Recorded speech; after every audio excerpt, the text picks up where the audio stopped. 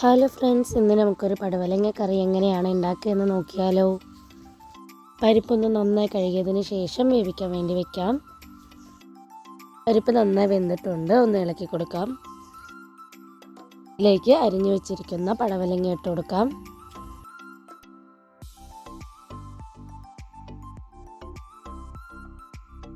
ഇതിലേക്ക് തക്കാളിയും കൂടി ചേർത്ത് കൊടുക്കുന്നുണ്ട്. നന്നായിട്ടൊന്ന് ഇളക്കി കൊടുക്കാം.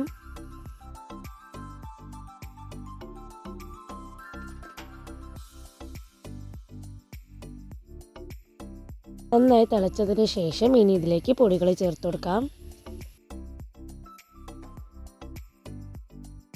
1 ടീസ്പൂൺ മുളക് പൊടി ചേർത്ത് കൊടുക്കാം. 2 ടീസ്പൂൺ മല്ലിപ്പൊടി ചേർത്ത് കൊടുക്കാം.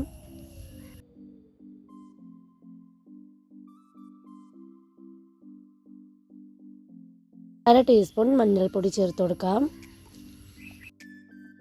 ആവശ്യത്തിനുള്ള ഉപ്പും കൂടി ഇട്ട് കൊടുക്കാം.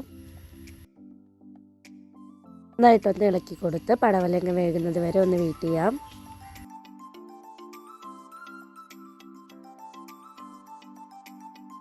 നാളികേരം എടുത്തിട്ടുണ്ട്.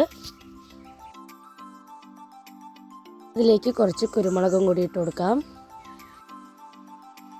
ജീരകം കൂടി ഇട്ടതിന് ശേഷം നന്നായിട്ടൊന്ന് അരച്ചെടുക്കാം.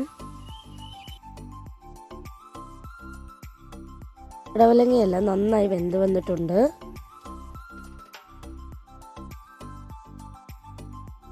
ഇതിലേക്ക് നാളികേരം അരച്ചത് ഒഴിച്ചു കൊടുക്കാം.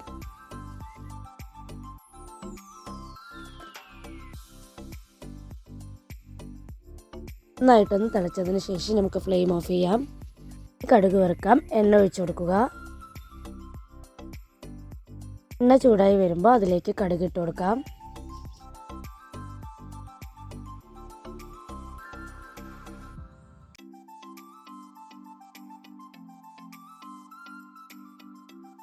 കടുക് പൊട്ടിയതിന് ശേഷം അതിലേക്ക് വെളുത്തുള്ളി ഇട്ട് കൊടുക്കാം.